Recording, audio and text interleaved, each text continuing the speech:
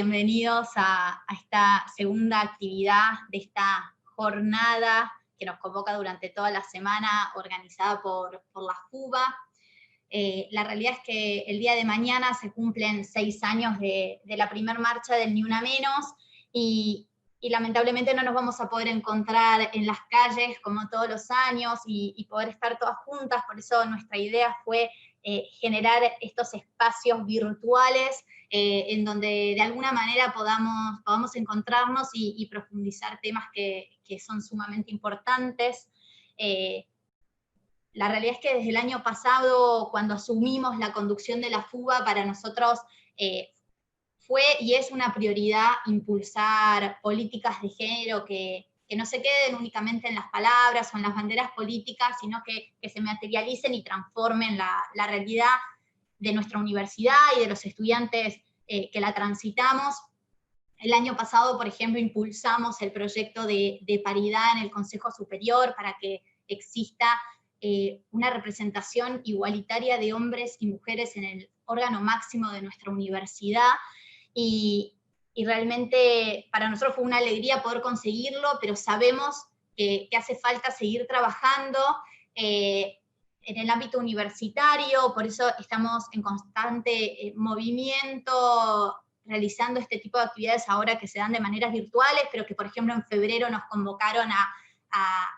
actividades frente al Congreso, en la carpa de la FUBA, donde estuvimos debatiendo sobre mitos y verdades, por ejemplo, en torno al aborto. Llevamos adelante junto a la Secretaría de Extensión de la universidad un curso online de género en el que participaron más de 5.000 estudiantes de manera digital durante el mes de marzo. Y como les decía, queremos seguir transformando la universidad a partir de la elaboración de proyectos, como por ejemplo el que apunta a crear una Secretaría de la Mujer dentro de la UBA, a un centro de salud de la mujer, organizar distintas actividades, la formación en perspectiva de género de todos los estudiantes. Y bueno, hoy nos toca estar en este contexto de pandemia, en donde debemos aprovechar quizás esta oportunidad de poder juntarnos o sentirnos cerca de manera virtual, y por eso queríamos esta semana poder realizar estas actividades tan importantes para nosotros en cara al Ni Una Menos,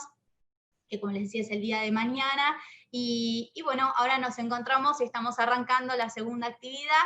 que organizamos la FUBA en conjunto con el Centro de Estudiantes de Medicina, así que me gustaría darle también la palabra a Eri, que representa ahí al Centro de Estudiantes, quien también se ha encargado de organizar esta actividad virtual. Hola, Eri. Hola, ¿cómo andan? Gracias, Cata, por la palabra. La verdad, bueno, desde nuestra parte, como Centro de Estudiantes de Ciencias Médicas, creemos importante lo que son el contexto dentro del Ni Una Menos, pero también lo que es la interrupción legal del embarazo, desde el lado de la salud pública, más que nada, pero también porque tiene que estar incluida en lo que es nuestra formación como estudiantes de Ciencias Médicas. Así que la verdad que es un placer también poder tener profesionales de la salud que quieran apoyar y participar en estas actividades, como en el caso de Giselle, que ahora la voy a estar presentando, perdón, Gisela, que la voy a estar presentando. Así que nada, ir y aborcar por este lado y tener la oportunidad dentro de lo que es la federación, dentro del centro y de los distintos ámbitos universitarios, esta posibilidad. Así que voy a ir presentando a la doctora Gisela Stambul, médica generalista, feminista, integrante del equipo de dirección de salud sexual y reproductiva del Ministerio de la Provincia de Buenos Aires. Muchas gracias por participar, Gisela. Bueno, gracias por la invitación. Muchísimas gracias, y me parece que más allá del contexto del 3 de junio, que está bueno poder pensar en estas actividades que son tan importantes y que tanto afectan, ¿no?, a la salud y las desigualdades de género, que muchas veces nos cuesta muchísimo verlo como en los ámbitos habituales que transitamos. Me parece que estas actividades ayudan y colaboran a que podamos no solamente ver las desigualdades, sino pensar estrategias para para cambiarlas, ¿no? Y poder avanzar en una sociedad mejor. Bueno, si les parece... Perdón, no te iba a decir simplemente que te dejábamos avanzar, que vamos a ir recepcionando las preguntas que vayan llegando por el canal, y en todo caso, si no tocaste alguno de los temas, te hacemos las preguntas al final. Perfecto. Dale. Bárbaro. Bueno, en primer lugar, contarles un poco que en este contexto de pandemia, los derechos sexuales, reproductivos y no reproductivos fueron considerados prestaciones esenciales. Son derechos esenciales, fueron declarados por la Organización Mundial de la Salud, también por los respectivos ministerios en nuestro país. Y son esenciales porque realmente perjudican y pueden traer muchísimas consecuencias si las personas son privadas de estos derechos. En lo que tiene que ver al acceso de métodos anticonceptivos y el acceso al control prenatal, al parto respetado y a las interrupciones legales de embarazo en el contexto de pandemia, es importante que podamos seguir garantizando esos derechos porque, como decía, puede traer consecuencias muy importantes. Para contarles algunos datos de que por qué también son esenciales estos derechos, está demostrado y está comprobado que en otras pandemias que se fueron desarrollando durante la historia, se vio que por lo general todos los recursos, tanto humanos como económicos, terminan como dando respuesta a la pandemia en sí, ¿no? Que casi siempre son pandemias infecciosas. Entonces se da respuesta y todos los recursos se destinan a la pandemia y se dejan de lado otras prácticas. Como vamos aprendiendo a lo largo de la historia, rápidamente con esta nueva pandemia se declararon esenciales los derechos sexuales y reproductivos y no reproductivos, y porque se ha visto y se comprobó y también se hacen estimaciones. Para esta pandemia se hicieron estimaciones en la región de América Latina de que existe la posibilidad de que 18 millones de personas con capacidad de gestar no puedan acceder a métodos anticonceptivos. Esto implica que muchas de esas personas puedan llegar a tener un embarazo que no es deseado y que tampoco que no fue buscado, que puedan exponerse a prácticas de aborto inseguro que pongan en riesgo sus vidas o que dejen consecuencias. Y también está demostrado que en épocas de pandemia aumenta la muerte materna por montones de complicaciones, no solamente por las que están directamente implicadas con la pandemia en sí misma, sino que también porque disminuyen los controles prenatales, disminuye también el acceso a tener partos y abortos seguros. Entonces, de esta forma, también la pandemia afecta a otros derechos y produce más muertes, ¿no? Y con esto que les contaba que hay una estimación que 18 millones de personas no van a poder acceder a métodos anticonceptivos, lo que sucede también es que está estimado que se produzcan, que se aumente en un 200% la cantidad de embarazos no deseados. Que esto, como decía antes también, promueve a que muchas personas, al no poder acceder a interrupciones legales y seguras del embarazo, se exponen a prácticas inseguras que ponen en riesgo su vida, ¿no? Muchas veces, y por eso también aumenta los casos de mortalidad. Bueno, acá en Argentina el aborto es legal o es un aborto no punible desde el año 1821 y está regulado por nuestro Código Penal. Y si algunos estuvieron en la charla anterior, quizás esto ahora lo tienen un poco más claro, pero yo estudié en la Universidad de Buenos Aires y el recuerdo que tengo sobre el aborto es en medicina legal, y que el concepto que me quedaba era que el aborto era ilegal. Y después en las prácticas hospitalarias,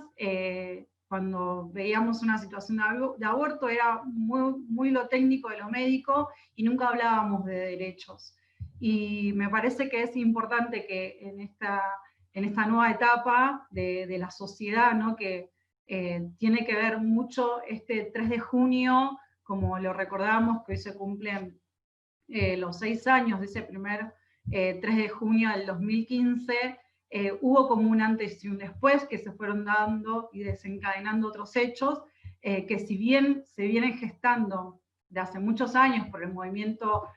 feminista y de mujeres disidentes en todo el país, el 2015 se produce un quiebre. Y muchas personas que quizás no podían reclamar o acceder a sus derechos, lo empiezan a hacer como más organizadas. Y así por eso también en el Congreso se pudo llegar a discutir la ley, el proyecto de ley sobre aborto voluntario. Retomo como un poco esto para atrás sobre la legalidad del aborto acá en Argentina, y en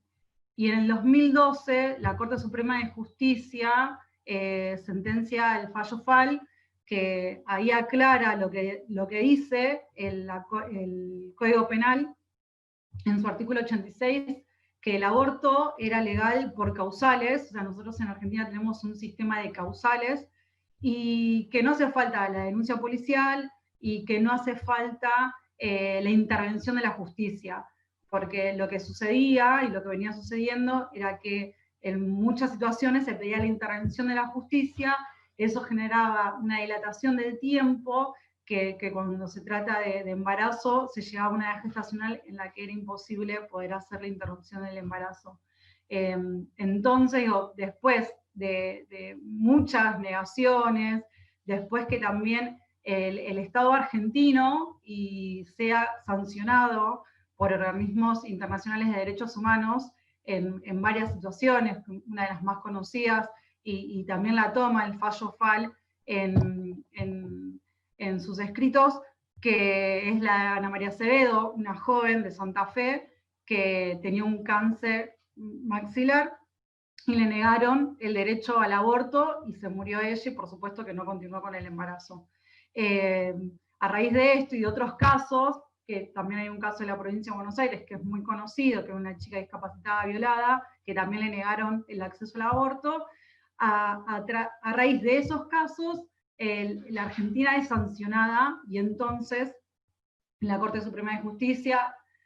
toma eso, toma los casos, toma lo que decía y lo que sigue diciendo nuestro Código Penal, y dice: en la Argentina el aborto es no punible por causales, o ahora, como lo decimos más comúnmente, el aborto es legal por causales.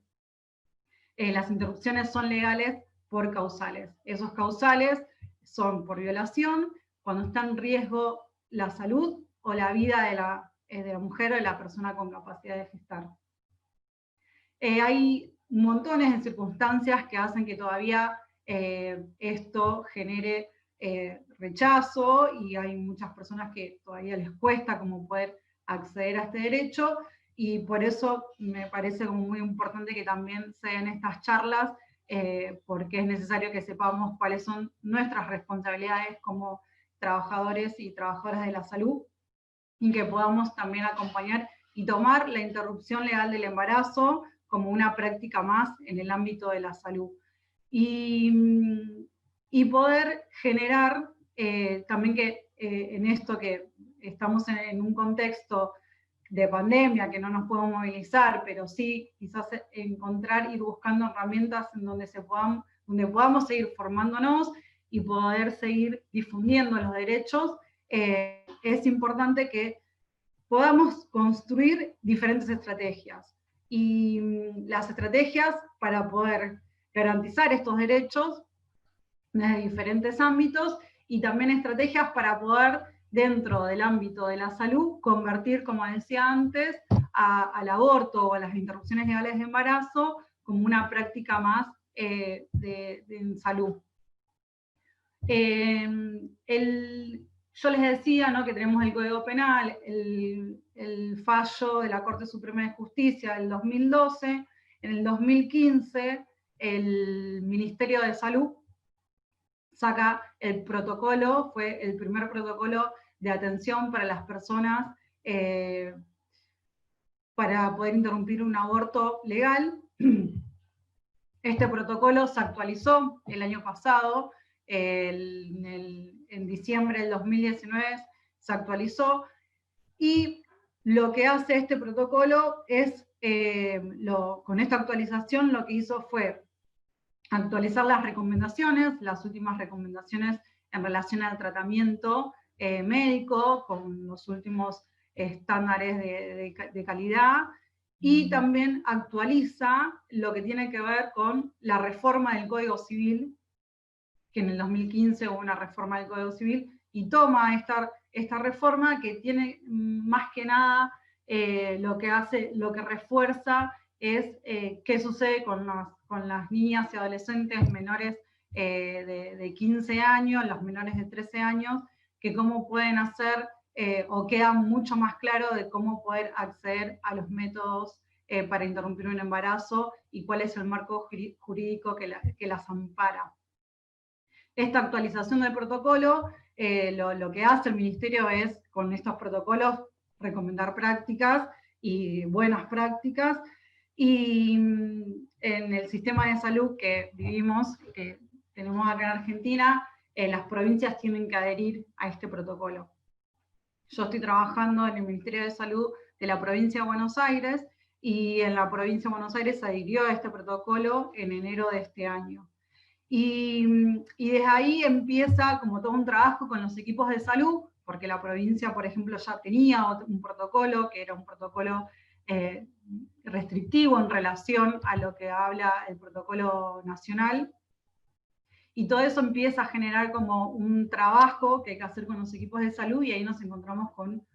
montones de barreras y de obstáculos por los cuales las personas no pueden acceder a la interrupción legal del embarazo. Dentro de esos obstáculos que podemos encontrar, tiene que ver un poco con la objeción de conciencia, que si bien la objeción de conciencia, y lo dicen en muchos lugares, la objeción es personal e individual, sin embargo nos encontramos con muchas instituciones que terminan siéndolo porque no hay ningún efector que lo realice, entonces termina siendo un poco la institución, y tiene que ver un poco muchas veces con la formación, ¿no?, de los profesionales, como les contaba también hace un rato. En la Facultad de Medicina, la concepción que queda, que esperemos que ahora vaya cambiando, es que el aborto es ilegal y que cualquier práctica que esté relacionada tiene que ser penalizada. Sigue ocurriendo ahora que hay profesionales de la salud que denuncian a mujeres porque ingresan a una guardia con un aborto en curso, siendo que se están violando montones de derechos de las personas que están cursando el aborto. Pero sigue sucediendo todavía. Y sigue sucediendo también todavía que muchas personas que están en contra o presentan la objeción de conciencia, que la objeción de conciencia es a la práctica, y hay mucha confusión también con eso, porque lo que sucede muchas veces es que, y lo más común es que quizás un anestesiólogo diga, bueno, yo soy objeto de conciencia, así que no voy a estar si es necesario que esté, y la realidad es que no tiene él el derecho a hacerlo porque la práctica no la está haciendo él, sino que por lo general las prácticas las hacen tocoginecólogos o médicas y médicos generalistas. Entonces ahí hay un error también en las concepciones de quiénes pueden y quiénes no declararse objetores de conciencia, cómo una institución puede trabajar el tema para poder garantizar ese derecho, cómo se realizan también las derivaciones, porque por ejemplo, cuando viene una mujer para poder interrumpir un embarazo, y si en la institución por algún motivo no se lo pueden garantizar, por lo general lo que sucede es que le dicen eso acá no se hace, y no buscan una derivación dentro del sistema de salud, como sí sucedería con otra práctica que no se realiza en esa institución. Otra de las barreras que podemos encontrarnos, que tienen que ver con, sobre todo con los antiderechos, que por lo general, si es una práctica que uno no realiza o no es de su ámbito de la práctica, no se promueve a que esa persona pueda acceder a información segura, sino que por lo general se empieza a juzgarla de que por qué quiere hacerlo, que es una asesina. Digo, estas cosas también nos encontramos dentro del sistema de salud, mucho más frecuente de lo que quisiéramos y deseáramos. Y sobre todo hay que pensar como cuáles van a ser las estrategias que nos vamos a llevar hacia adelante, porque el presidente de la Nación tenía preparado como un proyecto para la interrupción voluntaria del embarazo, que si bien mucho no se sabe, pero está en la agenda para presentar en el mes de marzo, y en el contexto de la pandemia eso no se hizo, pero sí en declaraciones de las últimas semanas, es un tema que está en la agenda todavía y que existe la posibilidad de que muy pronto se esté debatiendo en el Congreso el proyecto de interrupción voluntaria del embarazo, en que probablemente, por lo poco que se sabe del proyecto, es un proyecto que va a mezclar como va a ser un sistema mixto, donde por un lado sea voluntario hasta cierta edad gestacional, que dependiendo, por ejemplo, lo que sucede en Uruguay es hasta las 12 semanas, que el proyecto que era de la campaña proponía hasta las 14 semanas, pero cuando sea de más de esas semanas, que siga manteniéndose el sistema de causales, o sea, que sería como un sistema mixto, ¿no? Por un lado, voluntario hasta cierta edad gestacional, pero después de esa edad gestacional, que siga siendo un sistema por causales. Y es muy importante poder también sostener eso, porque efectivamente, si nosotros no generamos un sistema de salud que facilite el acceso a las personas a interrumpir un embarazo, es muy probable que esas edades gestacionales lleguen avanzadas, y como sucede también hoy en día, hay estimaciones, todavía no tenemos los números para poder mostrarlo, pero lo que venimos hablando con varias compañeras de la ciudad de Buenos Aires, de algunas provincias cercanas, que la impresión, porque todavía no tenemos los números de estos últimos meses, de estas últimas semanas, es que la demanda para interrupciones legales de embarazos está aumentando muchísimo, pero que también aumentan la edad gestacional en la que llegan, que creemos que tiene que ver por diferentes motivos, que uno de esos motivos es que en el contexto de pandemia muchas veces las personas se acercan a un centro de salud o un hospital, y por la misma pandemia está organizado el sistema de salud de una forma que no favorece que puedan acceder esas personas, entonces son expulsadas del sistema de salud, también por el mismo miedo de las personas a contagiarse y que no van a consultar o llegan tarde a la consulta, pero están llegando muchas situaciones avanzadas, de edad gestacional muy avanzadas. Entonces, si nosotros no facilitamos, no favorecemos el acceso, es muy probable que lleguen con más edad gestacional, con edades gestacionales avanzadas. Y por otro lado, también, que es muy difícil de abordar y que tenemos que pensar trabajos ahí muy interdisciplinarios, es lo que tiene que ver con los abusos sexuales en la infancia. Muchas niñas y niños son abusados, por lo general el abuso siempre es intrafamiliar, y por eso también se tarda mucho en poder acceder, que esas niñas puedan acceder al sistema de salud, y por lo general son consultas tardías y edades gestacionales muy avanzadas. De ahí la importancia de poder hablar de estas cosas, ¿no? Cuando a veces se demanda sobre la educación sexual integral, tiene que ver con esto, ¿no? Que podamos hablar, que se pueda, que las niñas puedan expresar cuando están siendo abusadas, que puedan entender y que puedan pedir ayuda y que se les crea, por supuesto. Digo, esto en los últimos años ha cambiado muchísimo, pero lo que sucedía hace muchos años era que a las niñas por lo general no se les creía, y lo que viene sucediendo también es que al llegar tan tarde, ¿no?, a la consulta con edades gestacionales tan avanzadas, a veces es muy difícil poder garantizar la interrupción del embarazo. Y sobre todo en lugares en donde se les da mala información. Hay un concepto que a mí me gusta mucho trabajarlo, porque En todos los años de la carrera no recuerdo ni haberlo tenido presente, pero el concepto de la transparencia activa habla de qué información nosotros y nosotras le tenemos que dar a nuestros pacientes, a nuestras pacientes, que es importante que siempre les demos toda la información disponible y certera. Muchas veces sucede que no lo hacemos y que eso en algún momento perjudica, ¿no? No solamente la autonomía, sino también la toma de decisiones de las personas. Y la transparencia activa también tiene que ver con que podamos decir la verdad con evidencia científica.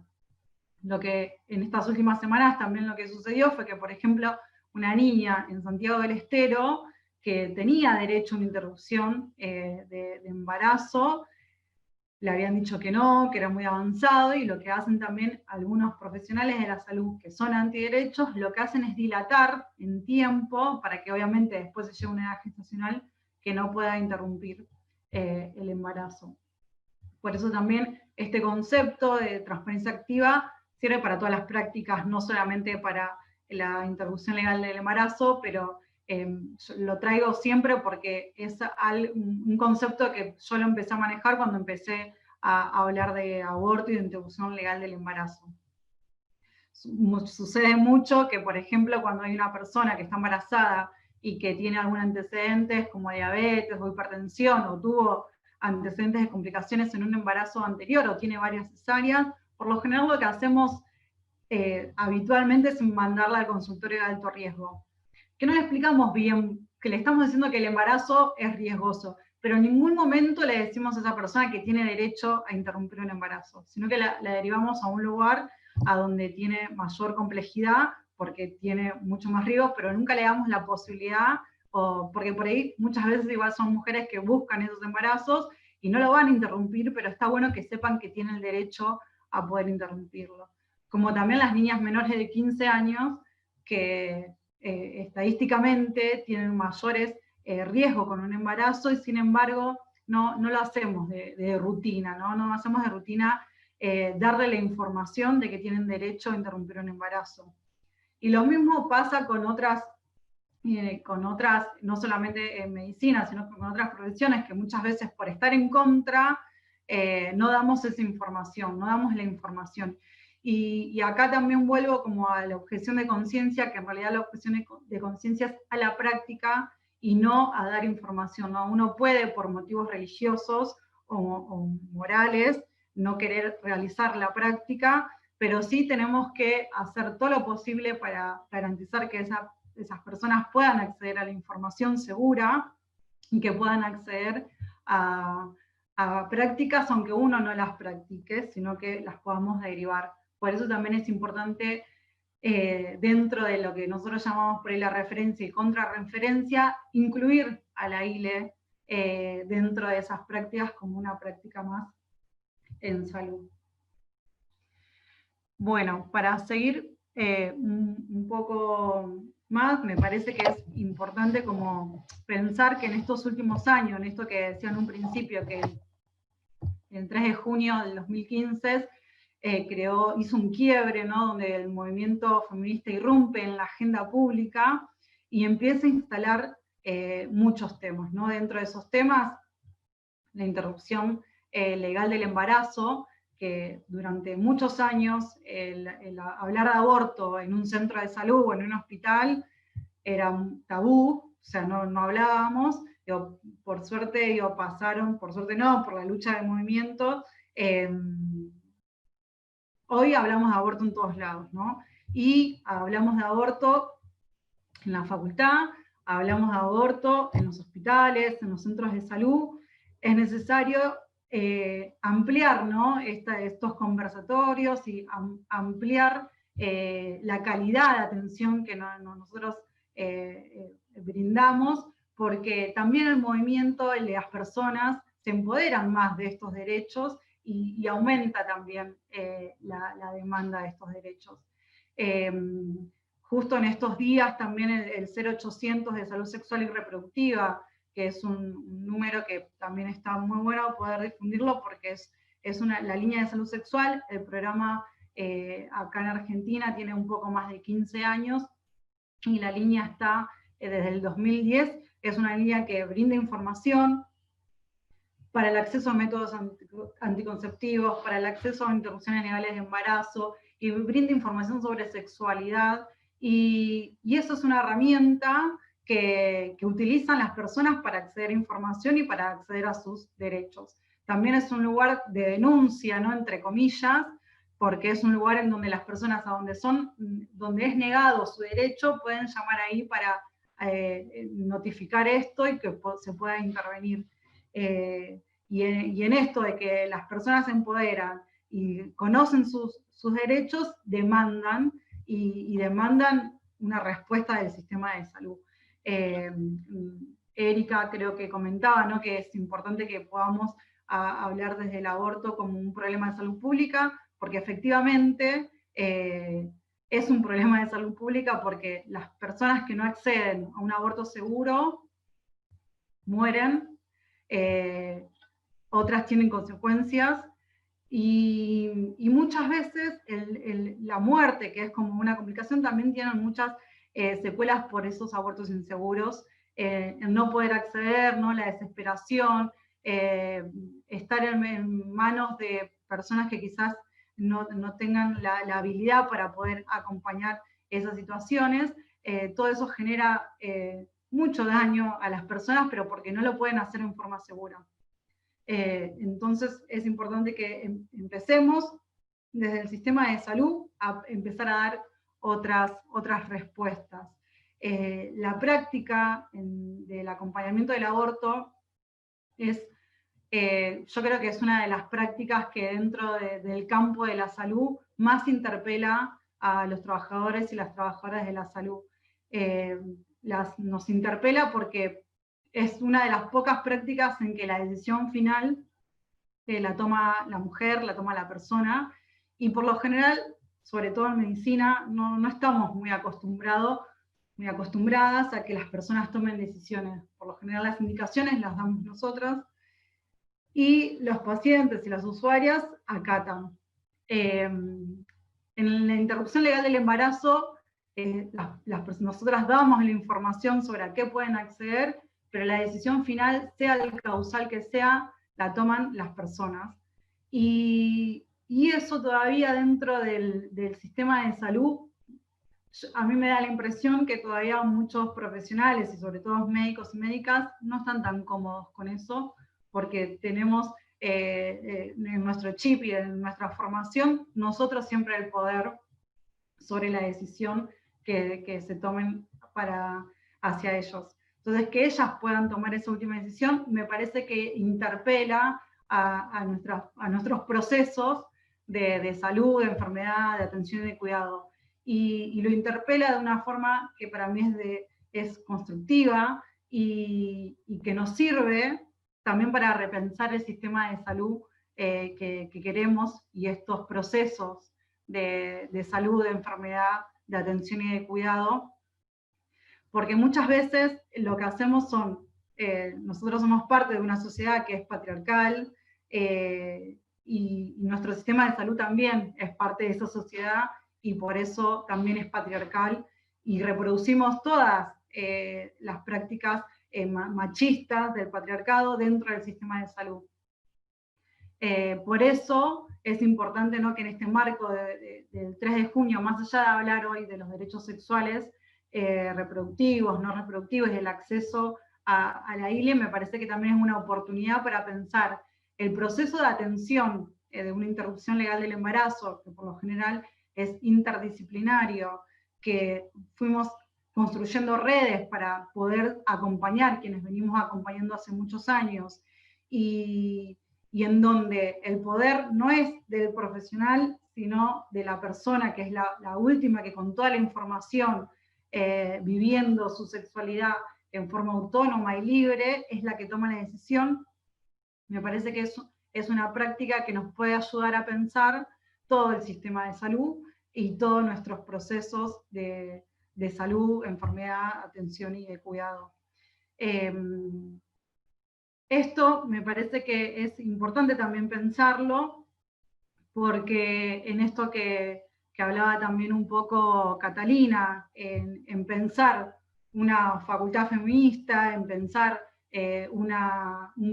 procesos de cambio en contra del patriarcado y cómo vamos abordando las nuevas demandas que surgen desde la sociedad, de los movimientos. La ILE es una práctica que debemos dar respuesta al sistema de salud, la violencia de género también, y sin embargo, puedo asegurar que hace 15 años la violencia de género no era un problema de salud. Sin embargo, ahora sí lo podemos ver como un problema de salud y que es como una práctica más que nosotros tenemos que formarnos y ver cómo desde el sistema de salud damos respuestas a estas nuevas demandas. Y por último, en esto de ver el proceso de atención en una interrupción legal del embarazo, me parece que podemos tomar también importante que el poder de decisión lo tienen las mujeres, más allá que ahora, hasta que no tengamos una nueva ley, los profesionales tengamos que justificarlo y poder y encontrar el causal. Tenemos que también generar, ¿no?, que las personas tengan información para poder tomar y para poder vivir, como decía antes, la sexualidad en una forma autónoma y libre. Y así podamos construir definitivamente un modelo de salud, un sistema de salud, ¿por qué no feminista?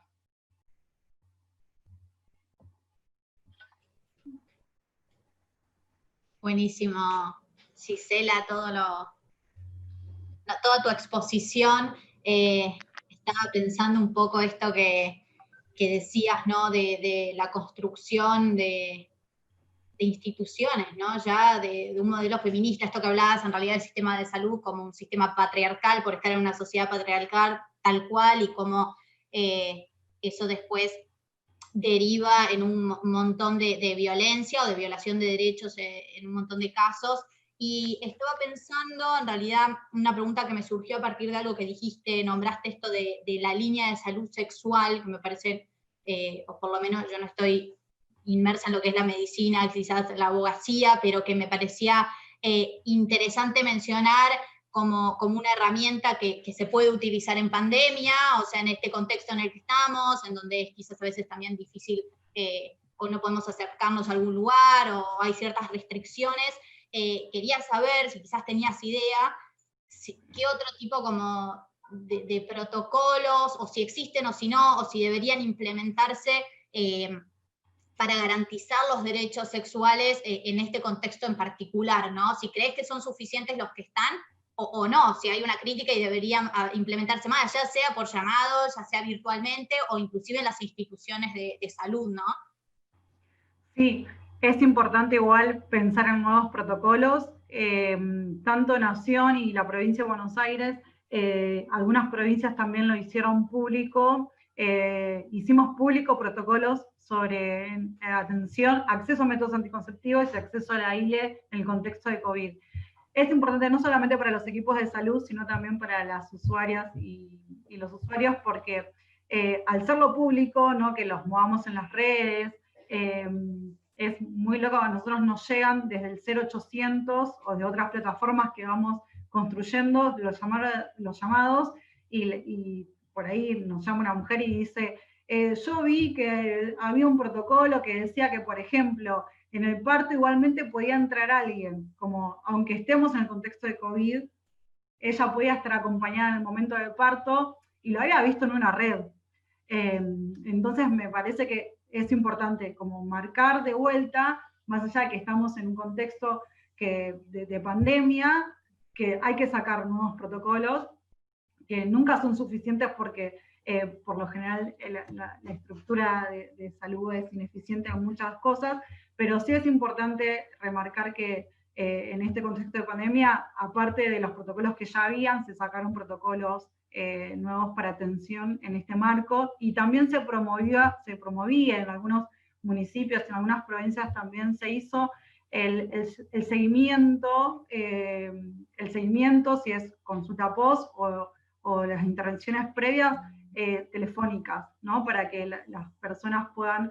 acceder y que no tengan que exponerse tantas veces al sistema de salud. Y lo mismo también nosotros en la provincia de Buenos Aires hicimos el protocolo que habla de 7 pasos y que esos 7 pasos se podrían hacer en una sola consulta, ¿no? De recibir la demanda, de hacer la certificación de causales, entregarle el método, el misoprostol para poder hacer la interrupción del embarazo, también ahí entregarle un método anticonceptivo. Todo eso para poder reducir en lo posible la cantidad de consultas. Y aparte del 0800, que es la línea que es nacional, uno puede llamar desde cualquier lugar del país, es gratuito, confidencial. También en la provincia habíamos hecho un formulario muy sencillo, que las personas que por ahí no podían llamar al 0800 podían llenar ese formulario para poder acceder a información. El 0800 es 0800-222-3444, y la verdad que está bueno difundirlo, no solamente para las usuarias, sino también muchos equipos que a veces están muy solos por diferentes motivos, puedan también pedir asesoramiento ahí. Perfecto, sí, lo dejamos ahí en el chat para que también lo puedan ver desde el video. Tengo, si te parecen, unas preguntitas que dejaron en el YouTube mientras estaba tu exposición. Eri, ahí estás, ¿querés hacerle las preguntas que dejaron ahí en el canal? Dale, le voy haciendo las preguntas. Una de las consultas es cuándo el embarazo le afecta a la salud mental de las personas gestantes, también se ha considerado en el marco de la interrupción legal del embarazo. Sí, si nosotros tomamos, y el protocolo en eso es muy claro, el concepto de salud integral de la OMS, que habla sobre salud biopsicosocial, la salud mental, o sea, las personas que están cursando un embarazo que no fue buscado y que no es deseado, por lo general eso les genera muchísima angustia, mucha desesperación, que sobre todo la desesperación de no poder encontrar ayuda hace a que se expongan a prácticas que son de riesgo. Por lo general, cuando expresan un montón de motivos, ¿no? Esto de la angustia, la desesperación, el no estar dentro del proyecto de vida,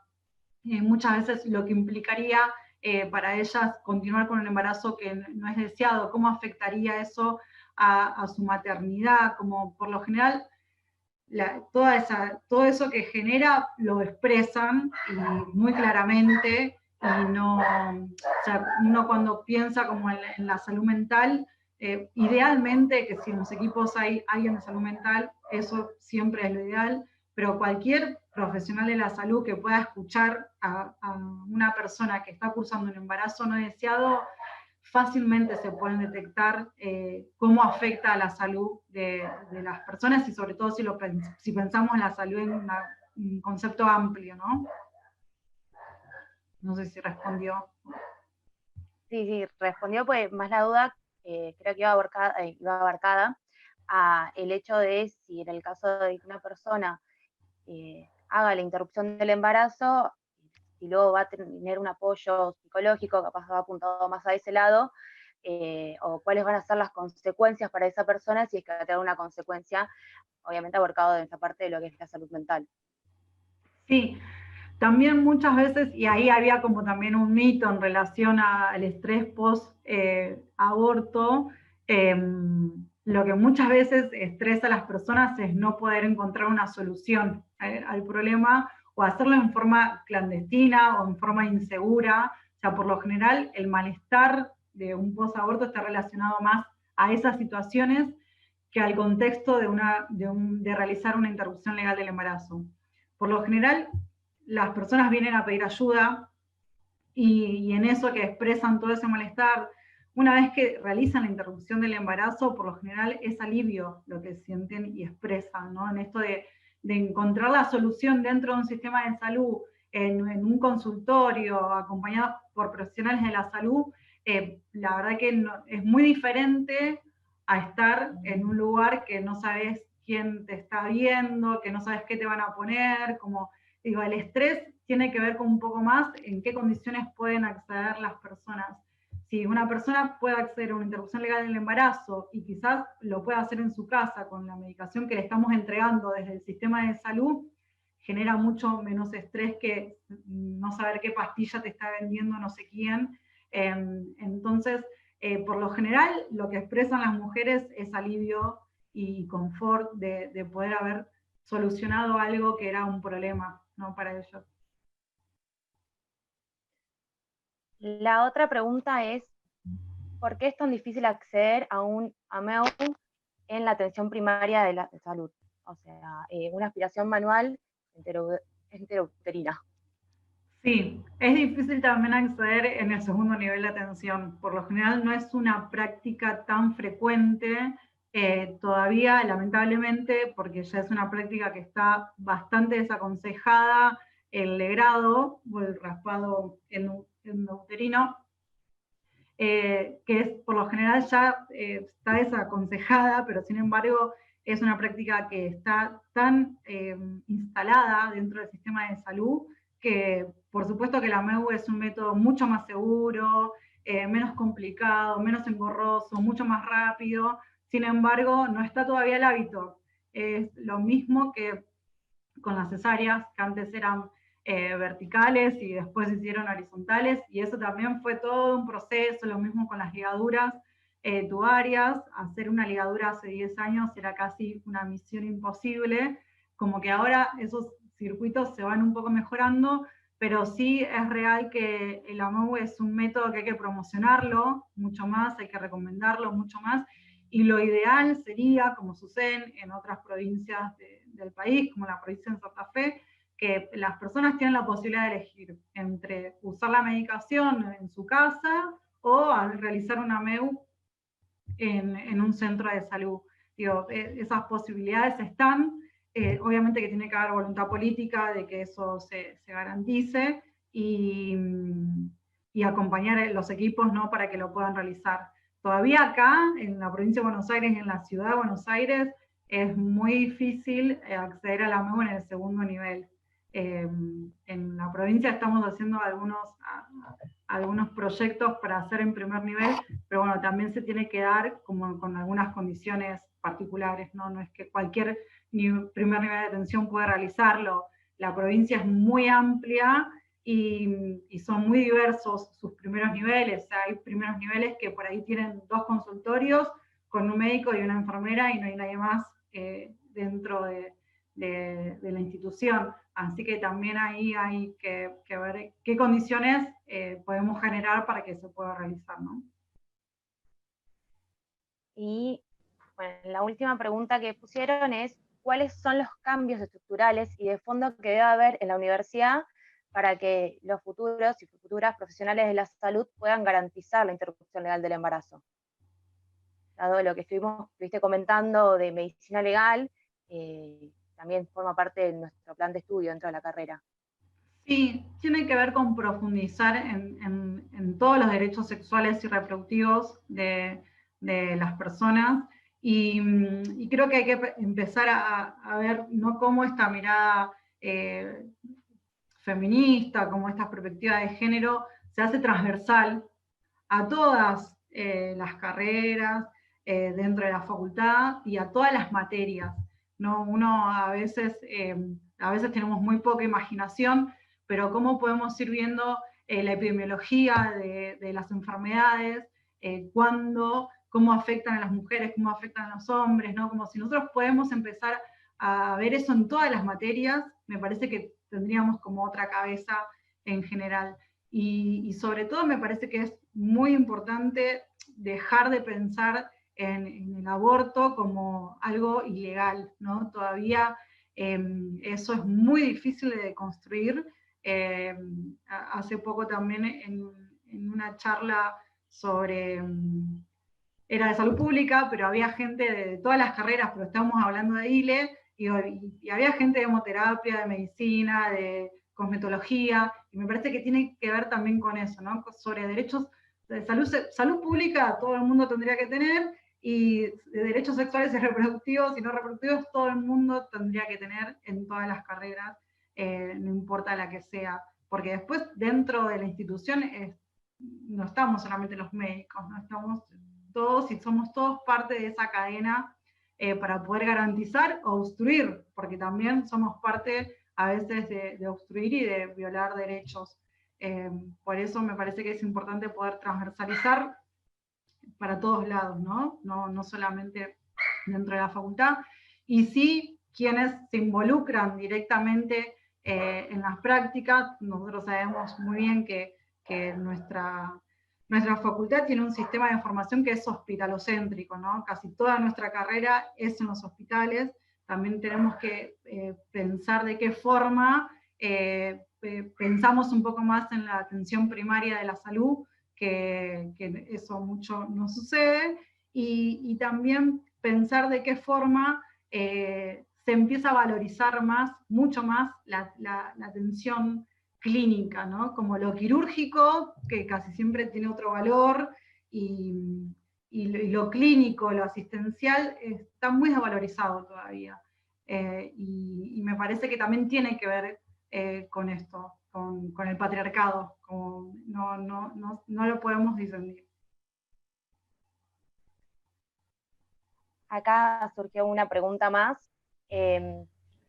¿Cómo es el protocolo cuando viene un menor de edad a solicitar una interrupción del embarazo y qué tenemos que hacer los profesionales de la salud en esos casos? Bueno, las mayores de 13 años pueden firmar ellas mismas el consentimiento. Obviamente que si está acompañada por un adulto o alguna adulta es mejor, pero por el Código Civil y la autonomía progresiva, cualquier adolescente mayor de 13 años puede firmar por sí misma el consentimiento. O sea que no hace falta que ningún adulto firme un consentimiento. Y después en las menores de 13 años, por lo general que se las considera siempre abuso, a no ser que se demuestre lo contrario,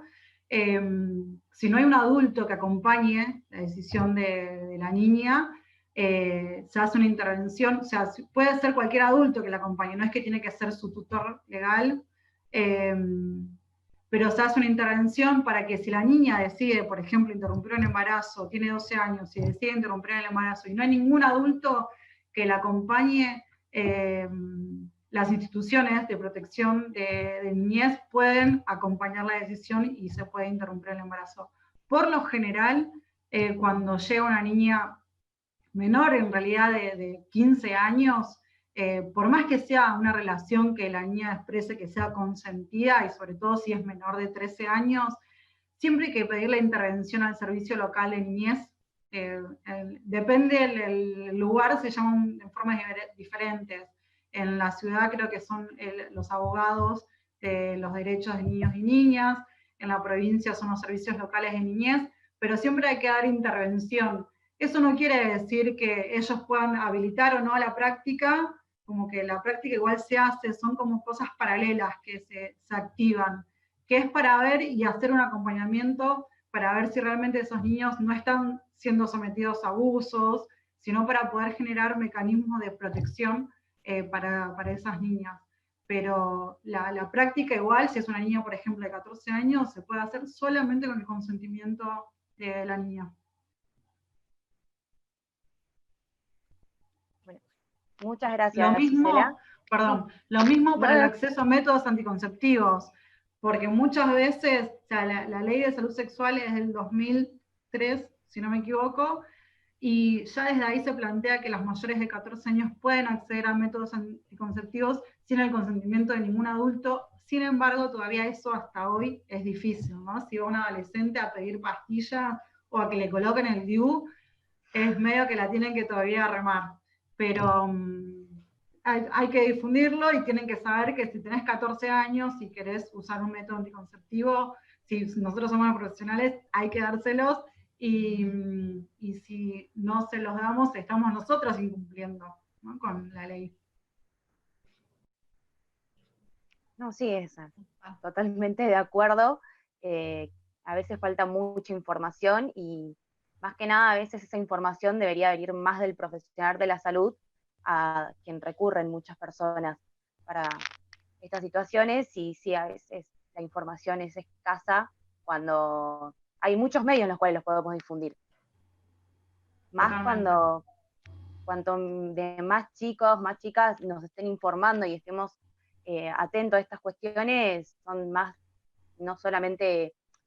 en el marco del embarazo, sino también de las enfermedades sexuales, que es lo que vamos a poder ir evitando. Totalmente. Gracias, Gisela, por tu exposición y invitarte obviamente a, bueno, como decíamos, como seguir construyendo esta universidad ahora un poco de manera virtual, feminista, a través de este tipo de actividades, de otras. Creo que hay muchos temas para tocar en relación, bueno, a la medicina, ni hablar, y ojalá, bueno, nos puedas acompañar en otra oportunidad también. No, gracias a ustedes por la invitación y por hacer estas actividades. Gracias, y Gracias, igualmente va a quedar, el video va a quedar guardado después también en YouTube para que lo puedan seguir viendo. Bárbaro. Gracias. Bueno, muchas gracias y gracias por participar y el aporte que hiciste. Gracias. Chau, chau. Adiós.